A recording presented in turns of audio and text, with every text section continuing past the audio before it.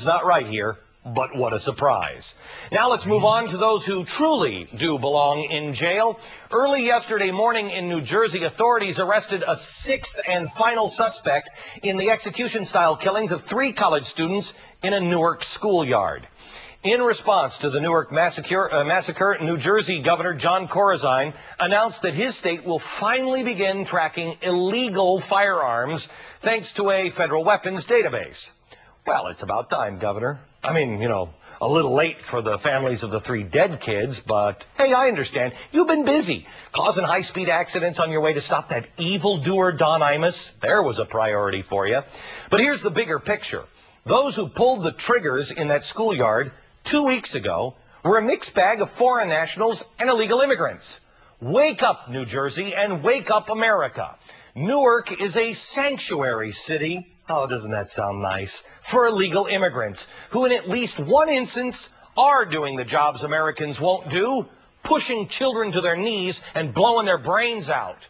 We can't do anything about the executions in Newark, but we can do something to prevent it from happening again. If not now, what in the name of God will it take? Tom Fitton is the president and chief spokesperson for Judicial Watch. Tom, going after the guns, I mean, illegal guns, who's not for getting those off the street? But well, isn't this a distraction? It is a distraction, and the politicians want to distract the voters and the citizens from their policies that allowed these illegal immigrants to be on the streets, some of whom had violent criminal histories, who should have been off the streets. One of the new rules, Glenn, is that in Newark, they're going to have to register their guns. So I'm sure all the illegal immigrants are going to go to the mayor's office. Of course they are. That happens all the time. Let me just give America an idea of who one of the guys is. He was described in the New York Times as a construction worker from Lima, Peru.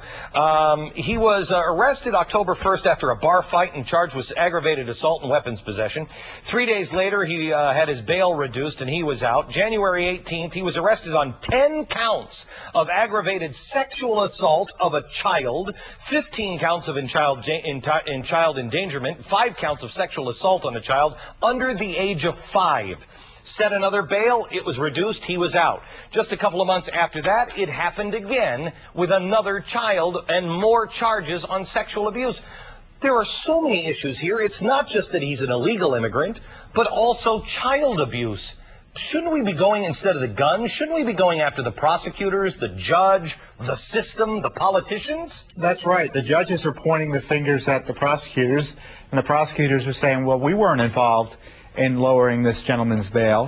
One of the other folks arrested was on the lam for a stabbing that he had committed, allegedly, and he was let out on bail.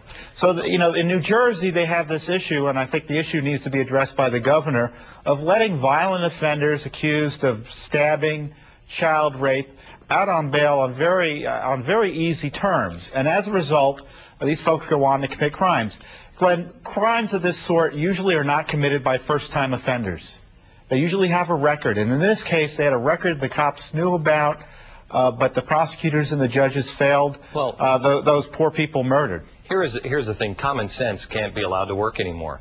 I mean, you got a guy who's raping children, and you can't get him in on something. You get him. I mean, we used to get. You don't give him bail. Yeah, we used to take Al Capone on income tax evasion. My gosh, don't we care about anything anymore? If you can't use one law, you get another law, and we can't even ask if these people are illegal immigrations. You've got a problem of MS-13, which is gang in New Jersey, in Newark. Why do you suppose? It's a sanctuary city. Cops can't even ask if they're illegal immigrants. It would be a haven, would it not? That's right. The officials in Newark originally tried to downplay the MS-13 connection, but they caught some of these individuals involved in the crime down here in Virginia in a house where MS-13 members were getting tattoos, gang tattoos. Well, and so how is it you address MS-13? An illegal gang based on illegal immigration run from Central America if your cops can't ask someone where they're from. That is exactly why Bill Clinton started a program called rendition. You couldn't break up Al-Qaeda one way, you break them up, you get them on a technicality, and you ship them to Syria for another reason. Tom, thanks a lot. But the liberals were cool with that when it was Bill Clinton. Now, of course, it's evildoers. The latest reality sensation now from CBS.